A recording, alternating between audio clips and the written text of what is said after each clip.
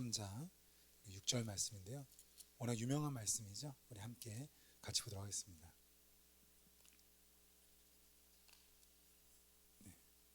같이 읽겠습니다. 시작. 베드로가 이르되 은과 금은 내게 없거니와 내게 있는 이것을 내게 주노니 나사렛 예수 그리스도의 이름으로 일어나 걸어라 하고. 아멘. 네, 정말 오랜만에 강단에 서가지고 떨리네요. 네. 네. 지난 확진 판정을 받고요. 네, 격리되었다가 건강하게 또 의사의 완치 판정을 받고 퇴원하게 되었습니다. 그동안 교회를 위해서 마음 쓰시고 또 기도해 주시고 또 위로차 격려에 연락을 해주신 모든 성도님께 진심으로 감사를 드립니다. 또 저희 가정을 비롯해서 격리된 우리 교육자들, 어르신들, 또 성도들과 청년들까지 또 돌보아 주신 모든 성도님들께 진심으로 감사의 말씀을 올려드립니다. 받은 성도분들이나 또 그것을 지켜봤던 타교회 성도들, 또한 믿지 아니하는 불신자 갈족들이요, 생명길 교회가 정말 따뜻하고 살아있다라고 많이 칭찬을 받고 또 격리된 분들이 정말 그 어떤 선물보다 또 어떤 추석보다 큰 위로가 되었다고 합니다. 특히 안수집사회에서 직접 만든 떡을 또 섬기셨는데요. 저도 그렇게 떡을 좋아하진 않는 편인데 그 냉동된 떡을 안 먹을 수가 없었어요. 그래서 아내한테 꼭 남겨놔라, 내가 안수집사님들이 직접 만든 떡은 내가 먹겠다 해가지고 먹었는데 진짜 맛있더라고요. 별로 동의를 안 하네요. 진짜 맛있었어요. 우리 안수집사님들 정말 자발적으로 그러한 귀한 사역을 감당해 주심에 너무나 감사드리고요. 우리 이 시간, 지난 시간 동안 우리를 인도하셨던 하나님과 또 힘든 상황 가운데서 잘 그 길을 걸었던, 또 마음을 다해서 우리 섬겼던 모든 분들께 우리 박수로 한번 우리 하나님께 올려드리겠습니다.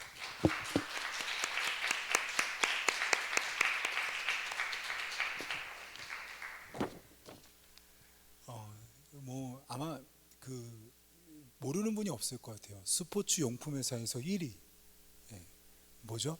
나이키입니다. 나이키. 1964년에 설립되었고요. 본사에만 7,000명이 근무하고 전 세계의 하청업체 말고 나이키 정 직원으로 그런 계약직, 이런 무기계약직 그런 거 말고요, 4만 명이나 된다고 하더라고요. 4만 명. 2018년도인가요? 그 결산한 건데 매출액이 200억 달러였대요. 그러니까 한국 돈으로 환산하면 24조. 그리고 순이익이 19억 달러.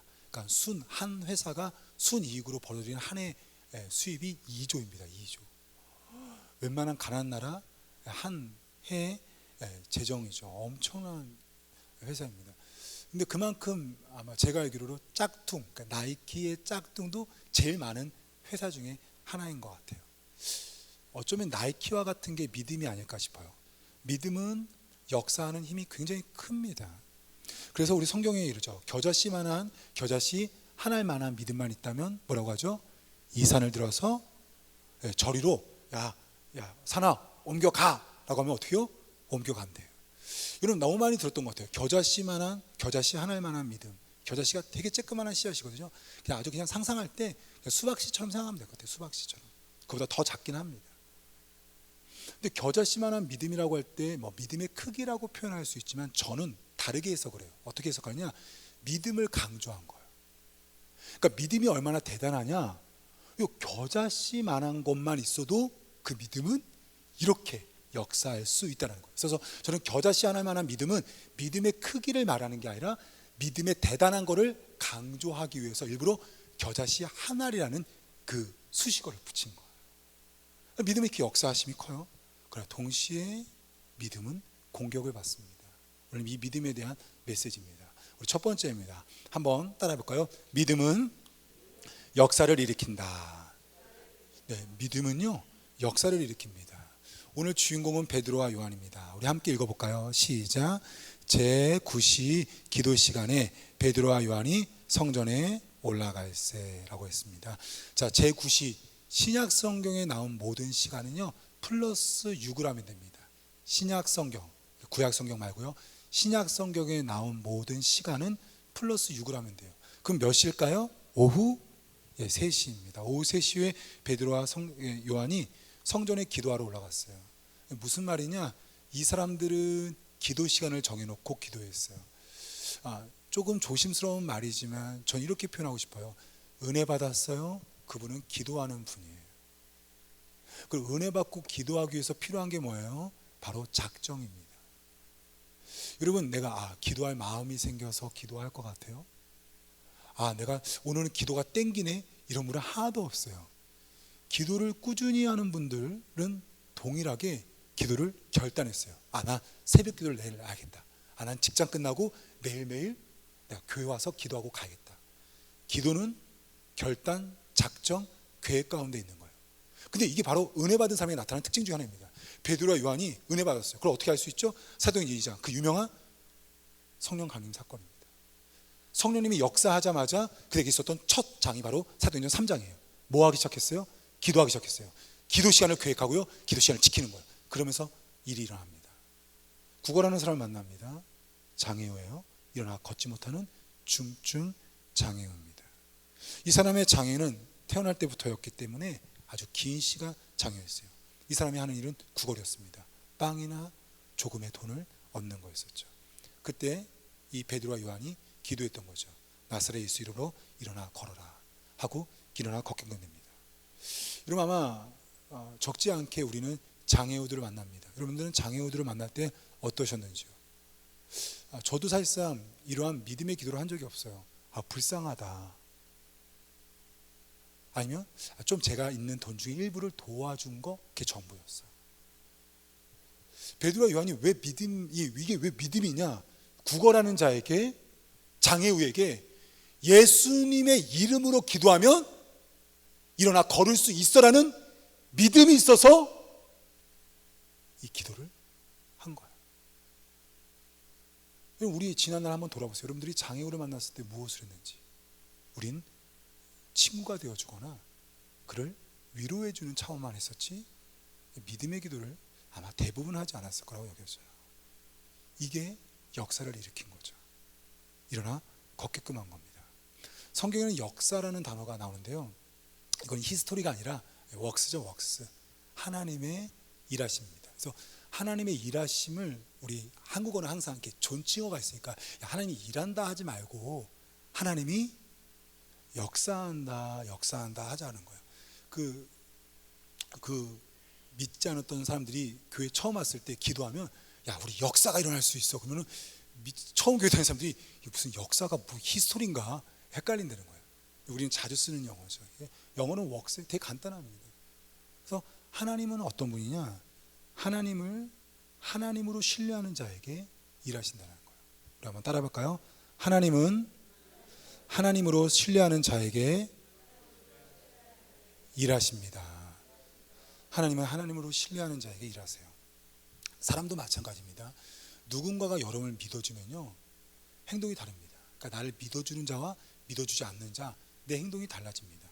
최근에 지금 미국 프로야구죠, 그 메이저리그에서 연일 주목받는 한국 선수가 있습니다. 혹시 기억나세요? 우리 팀파베이 레이스의 최지만 선수예요. 이 최지만 선수가 그렇게 타율은 높지 않은데 유독 뉴욕 양키즈의 게리 콜이라는 선수에게 굉장히 강했어요. 이 게리 콜은 누구냐? 작년에 그 연봉 할 때, 트레이드로 할 때 제일 많이 받았어요. 4천만 달러. 엄청납니다. 근데 이분이 시즌에 다른 사람보다 게리 콜에게만 잘 쳤어요. 그러니까 5할 2푼 6리입니다. 그러니까 10번 나오면 5번은 때려친 거예요. 근데 그날 2차전 때 4회 말인데 한 명이 1루에 가 있고 쳐냈는데 역전 투런 홈런을 친 거예요. 여러분, 대한민국 사람이에요. 좀 이렇게 기뻐하시고 좀 그러세요. 좀. 그래서 제가 느낀 거예요. 그러니까 이 친구가 하는 실력보다 제가 볼 땐 좀 더 잘하는 것 같아. 왜 그럴까요? 믿어주니까. 감독이 다른 선수가 넌 게리콜한테 강하니까 제가 볼 땐 최지만 그 사람의 실력보다 더 잘하는 것 같아요. 저는 확진에 걸렸습니다. 수요일날 퇴원하고 이제는 이 동네에서 유명한 사람이 되었어요. 지나가는 사람마다 항상 저를 쳐다봐요. 네. 저희 교회 교인이 아니니까 오해하지 않았으면 좋겠습니다. 제가 태어난 거를 이제 저를 주차장에서 저를 만났는데 한 분이 저희 교회 교인이 아닌데 한 분이 와서 목사님 제가 얘기 들었어요 하면요 두 손을 이렇게 제가 있는데 두 손을 제 잡고 목사 얼마나 고생하셨어요. 깜짝 놀란 거예요. 우리 교회 성도들도 아니고 그냥 타 교회 성도님인데 제가 이제 확진된 걸 알고 이제 태어난 걸 아는데 저를 주차장에서 보자 막 손 들고 목사님 얼마나 고생하셨어요. 그러나 반면에 제 확진 걸린 걸 이제 아니까 목사님 하면서 이렇게 하고 엘리베이터 같이 안 타는 분들도 만나게 됩니다. 분명한 건 제 행동이 달라요. 저에게 행동하는 거에 따라서 제 행동은 달라질 수밖에 없어요. 저를 편하게 대하시는 분에게 저도 더 편하게 하고 제 마음에 있는 얘기를 하고 저를 경계하는 자에게 저의 마음을 비칠 수가 없게끔 돼요. 사람과 사람 사는 세상에서도 믿는 바에 따라 행동이 달라집니다. 여러분 성경을 쭉 읽어보세요. 예수님께서 이적을 행했을 때는요 딱 두 가지예요. 딱 두 가지. 하나는 믿음으로 나올 때, 또 한 번은 너무너무 불쌍히 긍휼하게 여겼을 때. 성경의 복음서에 나온 예수님의 이적은 딱 두 가지밖에. 예수님이 너무너무 불쌍히 긍휼하게 여겼을 때, 그러니까 마음이 미칠 정도로 저 사람이 불쌍할 때 직접 고쳐였고, 두 번째는 믿음으로 나올 때만 고쳤습니다. 혹시 12회 혈루증, 그러니까 12회 동안 피를 쏟았던 한 여인인데요, 예수님께 나왔습니다. 뭐라고 했냐? 내가 그의 옷에만 손을 대어도 구원을 받으리라. 여기서의 구원은 나음을 받으리라라는 거죠. 그러니까 자기 질병에서 구원을 받는다. 그래서 성경에서의 구원은 육의 구원과 영의 구원 동시에 표현합니다. 이 여인은 육의 구원을 말한 거죠. 옷자락만 만져도 나는 12년 동안 이 앓았던 병이 나을 수 있어. 그래서 나았어요. 믿음입니다.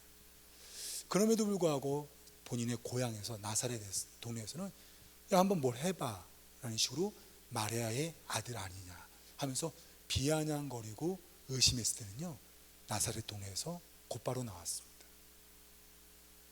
예수님이 모든 곳에서 일할 수 있었지만 예수님은 모든 곳에서 일하지 않았어요. 예수님은 믿음으로 나온 그 사람에게 나왔습니다.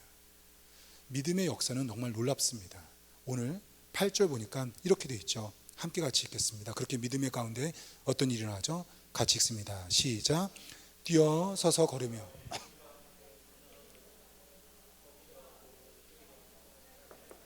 네, 그렇게 하면서 이 사람이 하나님을 나타냈을 때 이제 사람들이 그 사람을 봤겠죠. 자, 함께 그 사람을 본 사람들의 반응입니다. 9절 10절입니다. 시작.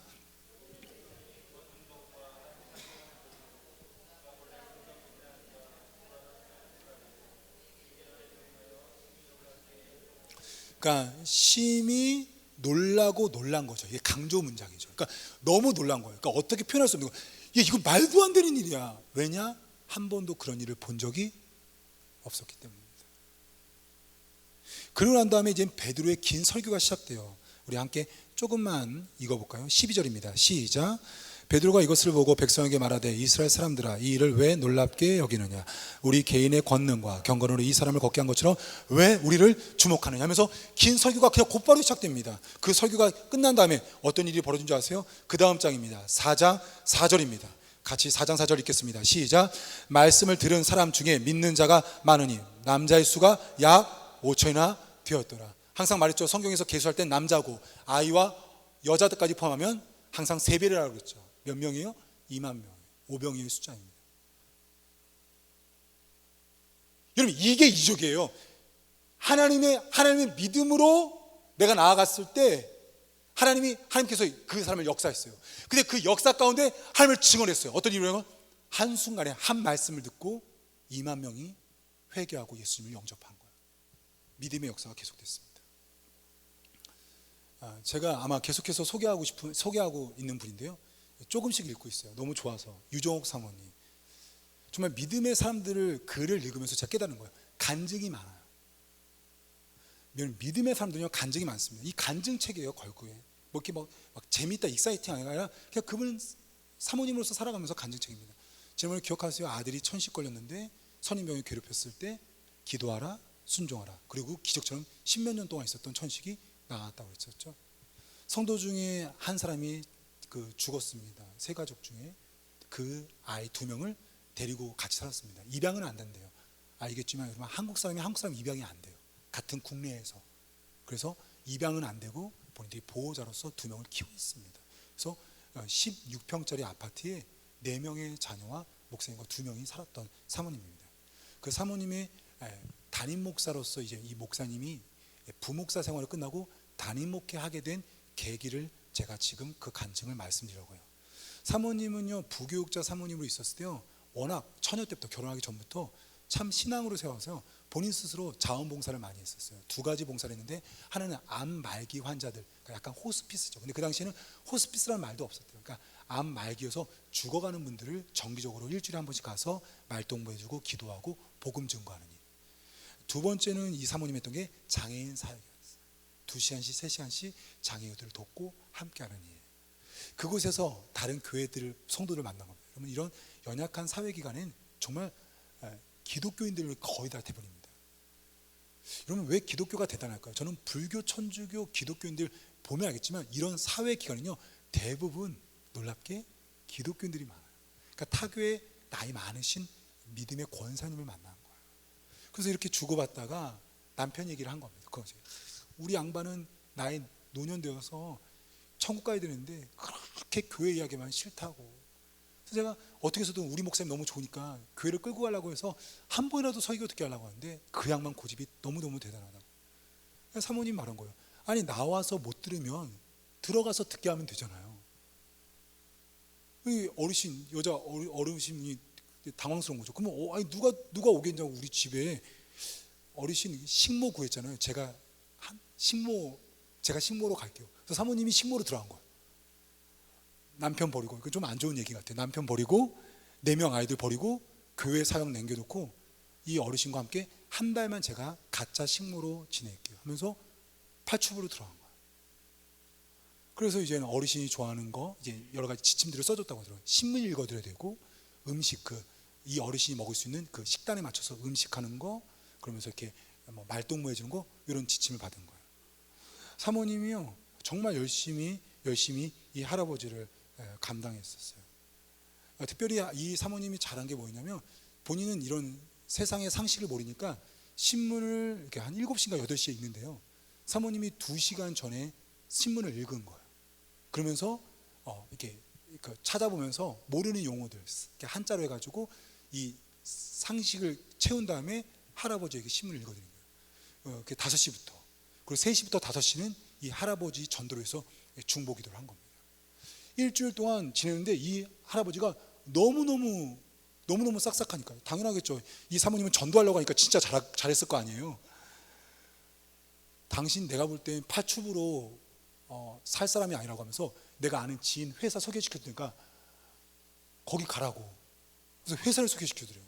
우리 청년들 꼭 잘 들었으면 좋겠어요. 취업이 안 되세요? 식모살이를 하세요. 그러니까 사모님이 어떻게 했어요? 거절하죠. 나는 그럴 거예요. 식모가 좋다고, 나는 할아버지 파출부가 너무 좋다고 한 거예요. 너무 놀란 거죠. 이게 얼마나 힘들어요. 가정 다 버리고 24시간 같이 지내야 되는데.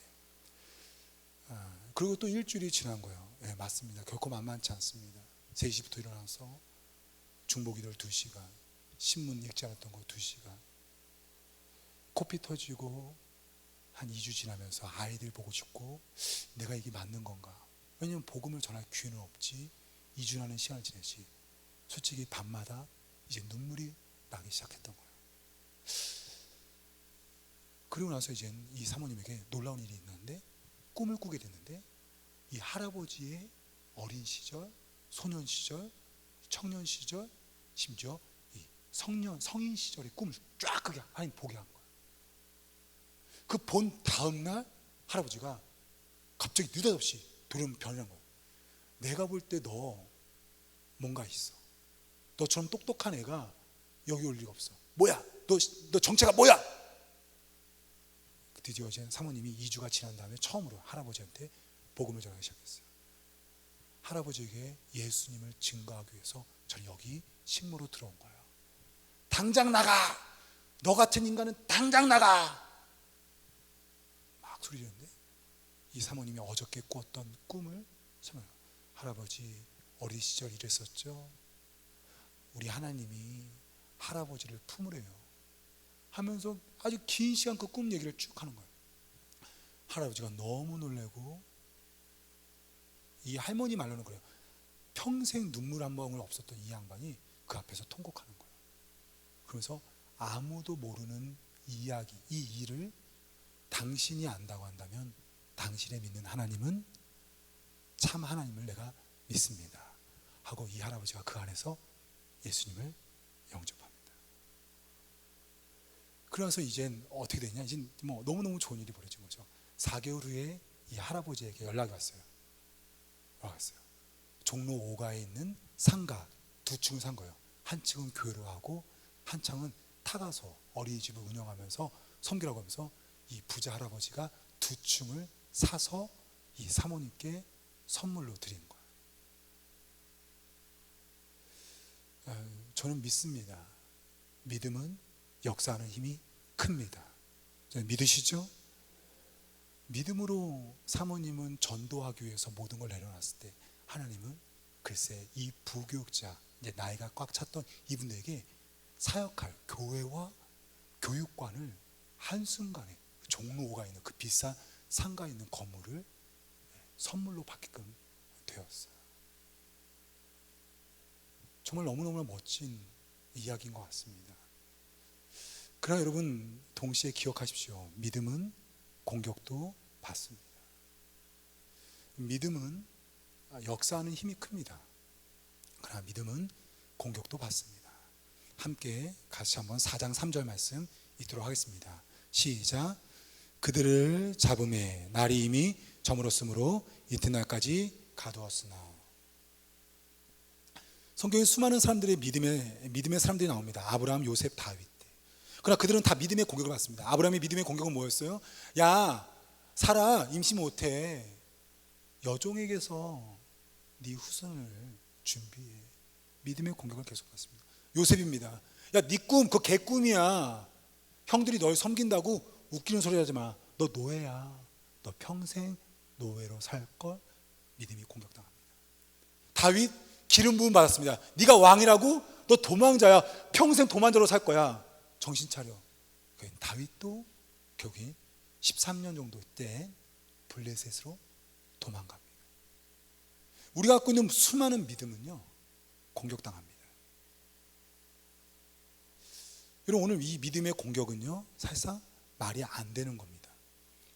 베드로와 요한이 한 것은 치료라고 할 수 없죠. 기적을 일으킨 거예요.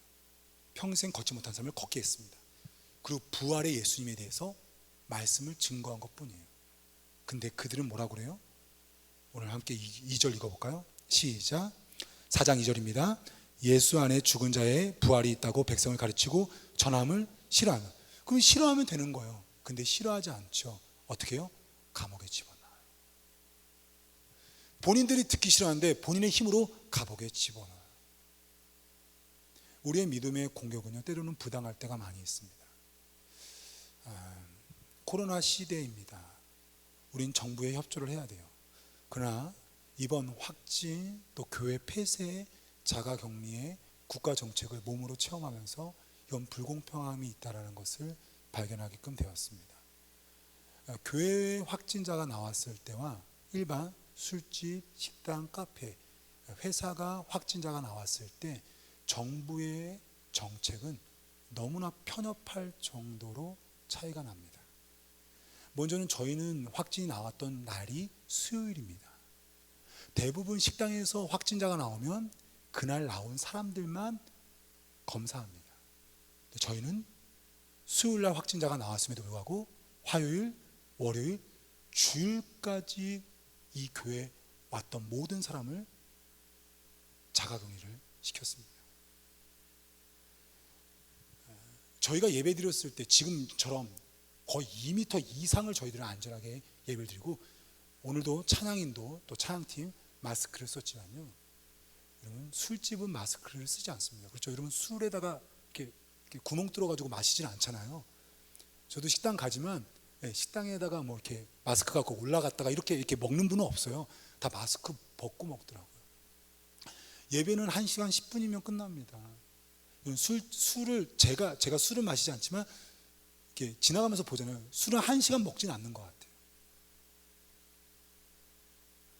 위험성에서 교회보다 훨씬 더 위험한데도 불구하고 국가에서 그러니까 최고로 위험군이 1위가 교회입니다. 그래서 교회만 부당하게 대하는 거예요. 확진자를 만났습니다. 그러면은 이렇게 이렇게 검사 받죠. 검사 받은 후에 음성이 나오면 해제입니다. 교회는요, 음성이 나와도 2주 자가격리. 이번에도 저희가 충격이었던 것은 뭐냐면, 확진자를 판정받던 우리가 수요일인데도 불구하고 주일까지로 쳤고, 주일날 확진자를 접촉하지 않은 초등부, 유년부 모든 교사와 모든 학생들을 2주 자가격리한 거예요. 그래서 제가 물어봅니다. 그러면 혹시 술집에선 같은 건물에 있는 사람도 자가격리하냐니까? 아니요. 그러면 술집에서 확진자가 요 테이블에 나왔는데 옆에 테이블에 있는 사람도 무조건 음성 나와도 2주 자가격리해요? 아니요. 그러면 교회는요? 당연하죠. 그거 불공평한 거 아니에요? 정말 그 공무원이 정확하게 저한테 표현한 거예요. 교회니까요. 교회니까 2주 자가격리 해야 돼요.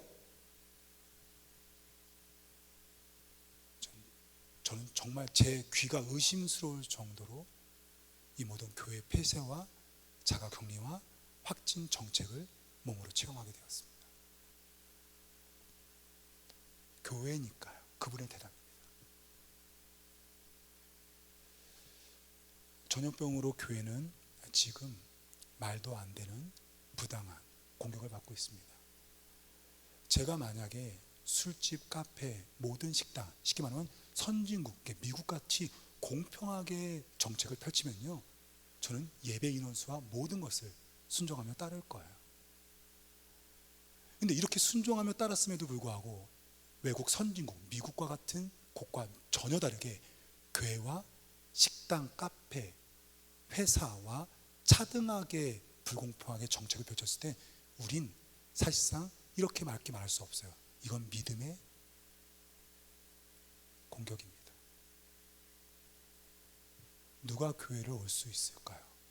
혹여 한 명이라도 확진자가 교회에 왔다 갔다고 하면은 그 사람, 그날 교회에 온 모든 사람은 2주 자가격리입니다. 이제 우리는 두 번째죠.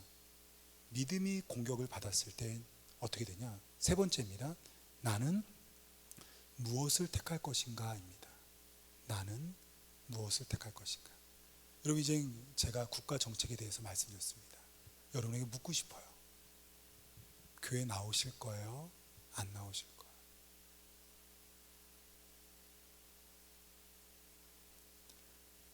여러분, 이런 정책을 받았을 때 우린 정말 둘 중에 하나밖에 선택할 수 없어요. 나올 것인가? 안 나올 것인가? 제자들이 고민되겠죠. 감옥에 집어넣는 거예요. 부활의 예수 증거에 감옥 집어넣어. 그러면 이제 제자들은 둘 중에 하나입니다. 전할 것인가? 안 전할 것인가? 그럼 한번 여러분 해보세요. 선택의 기준이 뭘까요? 그럼 무엇으로 제자들은 결정할 수 있는 그 기준이 무엇이었을까요? 간단합니다. 증거한다, 증거 안 한다. 둘 중에 할 때 증거한다, 그 뭐요? 감옥 간다. 나는 하나님의 기쁨, 유익을 추구하겠다. 증거를 안 한다? 그럼 어떻게 해요? 감옥 안 간다. 나는 문제가 안 생긴다. 결국엔 뭐예요? 나의 유익입니다. 아브라함이 믿음의 공격을 받았어요. 야, 사라 통해서 자녀가 낳을 수 없어. 그럼 하갈 통해서 왜 자녀를 낳았죠? 이스마엘을. 하나님의 유익이냐? 나의 유익이냐? 요 싸움이에요. 믿음이 공격당할 때 결국엔 이유가 어떨 것 같든 간단합니다. 나의 유익이냐? 하나님 유익이냐? 6월부터 코로나로 저희 생명교회를 포함하여서 수많은 교회들이 지금 모든 사역을 중단하였습니다. 어떤 선택을 하고 살아왔는지요? 우린 그럽니다. 아유 목사님, 저 때문에 다른 사람이 피해보면 어떡하죠? 아유 목사님, 교회가 손가락질 당해요. 에이, 그런 얘기는 하지 마세요. 교회 여러분 스스로 물어봐야 돼요. 그거는 겉핥기예요, 겉핥기. 거기에 하나 더 깊숙이 내려가셔야 돼요. 내려가면 결국에 둘 중에 하나예요. 하나님의 유익이냐, 나의 유익이냐. 지금 성전에 또 집에서 말씀을 듣는 모든 분들 겉핥기식의 해석하지 마시고 스스로가 하나님 앞에서 고백해 보세요. 지금 난 나의 유익을 추구했느냐, 하나님 유익을 추구했느냐, 그겁니다. 교회 왔다 안 왔다, 뭐 기도하러 왔다 안 왔다, 이건 제가 지금 판단할 수 없는 거고요. 스스로는 알 거예요. 왜? 긴 시간 지났기 때문에. 시냇가에 하나님과 더 가까이 갔나요? 그건 지금 희생과 모험과 하나님의 유익을 추구한 겁니다. 근데 시냇가에 하나님과 멀어졌나요? 그건 분명히 나의 유익을 위해서 결정한 거예요. 누구는 아느냐? 난 알아요. 다른 사람이 아니라 나는 알아요. 마지막 결론입니다. 네 번째죠. 믿음을 붙잡고 살면, 이제 그때 믿음을 선택하면 계속 역사가 일어나고, 믿음을 버리면 하나님의 역사는 끝납니다. 너무 쉬운 메시지죠.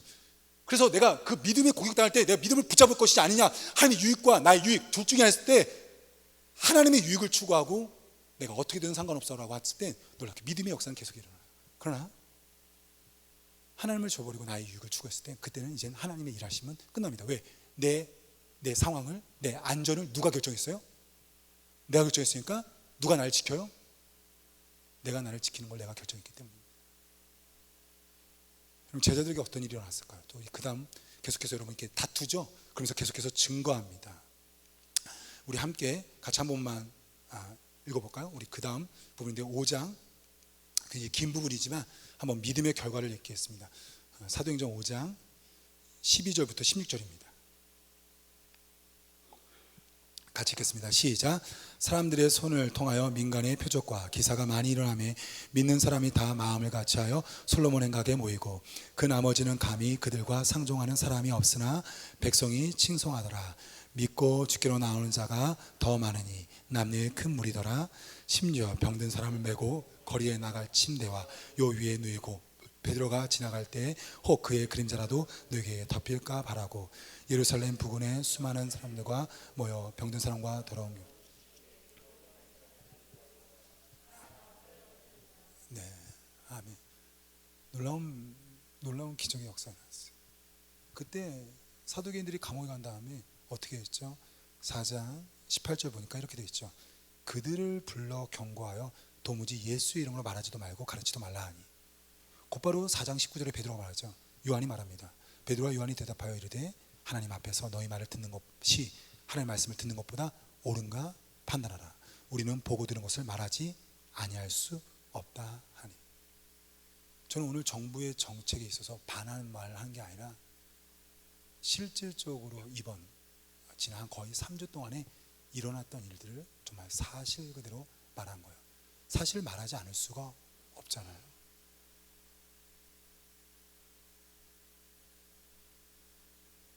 제자들은 그 믿음의 선택을 했어요. 믿음의 공격을 받아요. 그러나 또한 믿음의 선택을 했어요. 근데 어떻게요? 놀라운 일이 일어난 거예요. 그의 그림자를 봤을 때 이적들이 일어나는 정말 사람이 할 수 없는 일들이 그에게 일어나게끔 되었습니다. 왜요? 하나님이 너무 기쁜 거예요. 믿음으로 역사를 일으켰는데 믿음으로 튀니까 사두개인과 정치도자들이 그를 칩니다. 그럼에도 불구하고 믿음을 선택하니까 하나님 너무 기쁜 거예요. 기쁜 하나님이 그에게 역사할 수밖에 없었죠. 시편 37편 4절 또 여호와를 기뻐하라. 그가 내 마음의 소원을 내게 이루어 주시리로다. 우리가 해야 될 게 뭐예요? 하나님의 기쁨을 선택하는 거예요. 하나님이 그 기쁨을 가는 거예요. 그럼 어떻게 해요? 그가 내 마음의 소원을 이루어 주는 거예요. 역사가 일어나는 거죠. 한 말씀으로 더 설교를 하고 마칠게요. 저에게 믿음하면 저는 사실상 이름도 없는 제일 많이 묵상하는 게 이 여인입니다. 자, 이번에도 격리되어 있을 때 제가 제일 많이 묵상했던 말씀은 열왕기하 5장에 있는 한 소녀입니다. 이름도 안 나옵니다. 아람이 전성기를 이룰 때였어요. 그 전성기를 이뤘을 때 한 군대 장관, 영웅이 있었습니다. 여러분이 잘 알고 있는 나아만이에요. 나아만. 이 나아만이 국가 영웅, 그리고 전투 실력이 너무 놀라웠습니다. 그래서 아람 시대에 전성기를 이룬 때였습니다. 근데 알죠? 나아만에 하나의 흠이 생겼어요. 뭐였어요? 문둥병입니다. 그때 한 사람이 이거 얼마나 많이 치료법을 가지고 치료했겠어요. 이제 그런 것들은 다 생략되고 치료되는 하나의 역사를 가르쳐주죠. 그 전투 중에 노예로 끌려온 한 어린, 아마 13세, 14세 정도로 추정해요. 소녀가 한마디 하는 거죠. 그러니까 자기 부인을 수종드는 아주 어린 노예예요. 히브리 노예가 한마디 합니다. 아이고, 우리 주인이 사마리아에 계신 선지자 앞에 계셨으면 좋겠나이다. 그가 그 나병을 고치리이다. 여러분, 그 선지자가 누구예요? 엘리사예요. 여러분, 이거는요 정말 위험한 발언이에요. 첫 번째, 엘리사는요 한 번도 나병 환자를 고친 적이 없어요. 엘리사가 만약에 나병 환자를 여지껏 많이 고쳤으면 이 말이 맞는데, 지금 엘리사는 사역을 시작한 지 얼마 안 됐고 심지어 엘리야도 나병 환자를 고친 적이 없어요. 그러니까 이 소녀는 단 한 번도 나병 환자를 하나님의 사람이 고친 적이 본 적이 없는데 이 소녀는 말한 거예요. 두 번째, 너무 위험해요. 만약에 못 고치면 어떻게 될까요? 노예예요. 고대 시대예요. 만약에 못 고치면 어떻게 될까요? 끝납니다. 근데 저는 더 놀라운 것이 바로 그녀의 상황입니다. 여러분, 그녀가 왜 노예일까요? 그녀는 지금 하나님의 사람이 그가 있었더라면 당신 문둥병에서 나을 수 있다라고 말해요. 그녀의 하나님이 어떤 하나님이었어요? 그녀의 하나님은요 아람으로부터 지켜주지 못한 하나님입니다. 그녀의 하나님이 누구예요? 자기 부모가 두 눈앞에서 죽는데도요 하나님이 자기 부모를 살려주지 않았습니다. 그 하나님이 누구예요? 자기를 지금 10대의 꽃다운 나이에 노예 생활하게끔 만든 하나님입니다. 근데 이 이름도 나오지 않은 히브리 노예인 이 소녀가 얼마나 귀하냐. 상황은 저 밑바닥인데 나라 잃고 부모 잃고 노예로 살아가는 그녀가 하나님을 향한 믿음은 변하지 않는 거예요. 혹여 생명교회가 폐쇄되고 이제 확진자가 나와서 수소문이 납니다. 교회 성도들도 줄어들고 훨씬 더 연약해져요. 근데 우리는 물어보는 거죠. 확진이 정말 하나님께서 우리에게 주신 선물입니까? 격리가 하나님의 인도하심 가운데 있나요? 나의 하나님은 여전히 살아계시며 그 하나님이 나를 여전히 사랑하나요? 그러니 히브리 이 소녀에게서 그 믿음이 우리 가운데 또 전수되어지기를 소망합니다. 상황과 환경을 초월해서 하나님은 우리를 사랑하시며 변함없이 신실하심을 믿고 나아가며 신앙생활할 수 있기를 소망합니다. 믿음이 공격받습니다.